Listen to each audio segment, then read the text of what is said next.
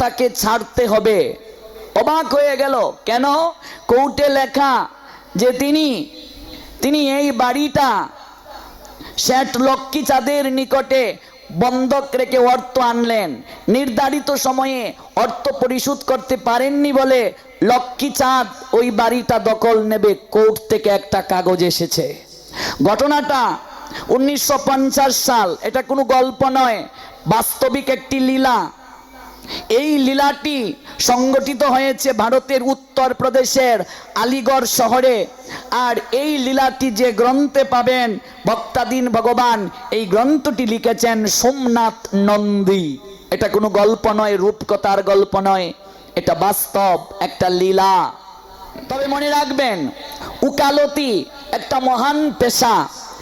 কেউ যদি ন্যায়ের পক্ষে উকালতি করে, ভগবান তাকে পুরস্কার প্রদান করবেন। কারণ অন্যায়কে ব্যর্থ করে ন্যায়কে প্রতিষ্ঠিত করার জন্য একজন অ্যাডভোকেটের গুরুত্ব অপরিসীম।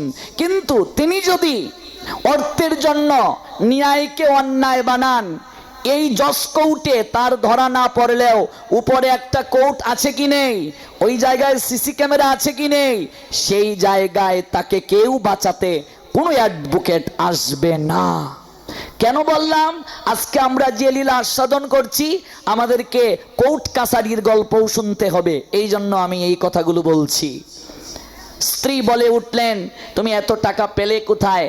প্রথমে বলেন নাই, সংসার জীবনে কোনো কার্য করলে স্বামীর দায়িত্ব স্ত্রীর সঙ্গে পরামর্শ করা।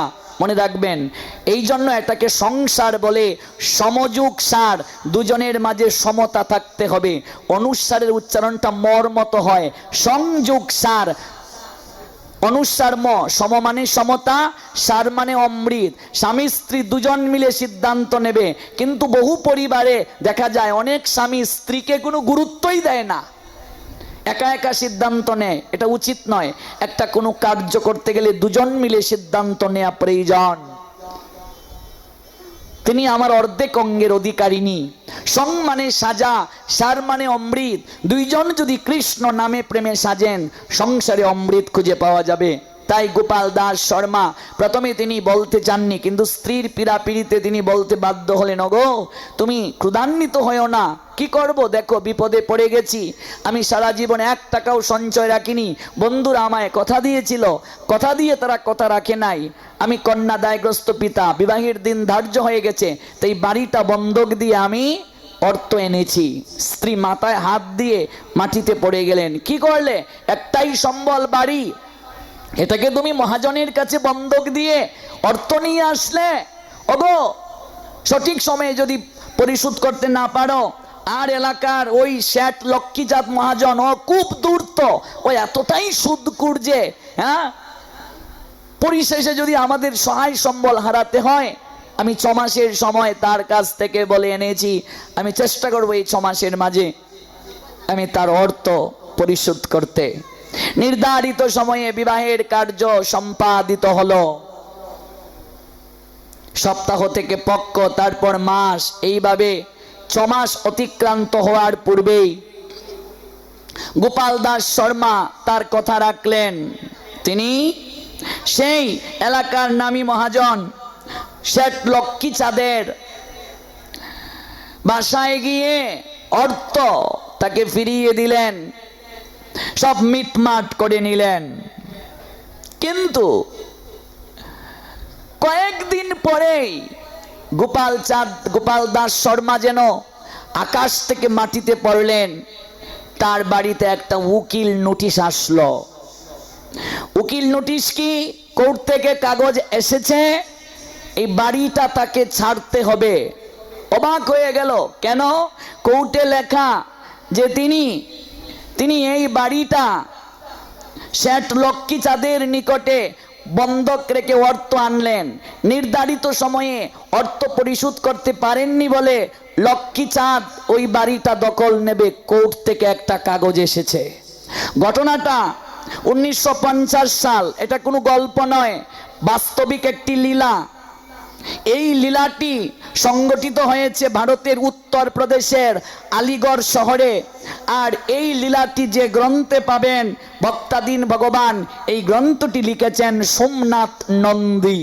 এটা কোনো গল্প নয়, রূপকথার গল্প নয়, এটা বাস্তব একটা লীলা। চোখ দুটি তার বড় বড় হয়ে গেল, মাথায় হাত দিয়ে বসলেন, এটা কি করে সম্ভব? আমার সঙ্গে এত বড় বেঈমানি লক্ষ্মীচাঁদ করতে পারলো? আমি 6 মাসের মাঝেই তার টাকা ফিরিয়ে দিয়েছি, এরপরও আমার নামে উকিল নোটিশ আসে কি করে? গোপাল দাস শর্মা তার স্ত্রীকে নিয়ে লক্ষ্মীচাঁদের বাড়ির উদ্দেশ্যে যাত্রা করলেন। লক্ষ্মীচাঁদ গোপাল দাস আর তার পত্নীকে অত্যন্ত সমাদরের সাথে নিজের দপ্তরে বসালেন। গোপাল দাস লক্ষ্মীচাঁদের নাটুকে ব্যবহারে বিব্রত হয়ে বলছেন, বিনা বনিতায় উত্তেজিত স্বরে বলছেন, শেঠজি মহাজন, আপনার নিকটে আমি 6 মাসের কথা বলে বাড়িটা বন্ধক রেখে নিজের মেয়ের বিবাহ দেওয়ার জন্য অর্থ নিলাম। আমি কি আপনাকে নির্ধারিত সময়ে টাকা ফেরত দেইনি? লক্ষ্মীচাঁদ কথা বলছেন না। আপনি বলুন, আমার বাড়িতে উকিল নোটিশ কিভাবে আসে? আমার বাড়িটা আপনি দখল কি করে নেন? একটা মুখে ধূর্তের হাসি হেসে ধীরভাবে দন্ত দ্বারা জিহ্বাটাকে একটু কামড় দিয়ে লক্ষ্মীচাঁদ বলছেন, পণ্ডিতজি, আপনার ইমানদারিতে আমার কোনো সংশয় নাই।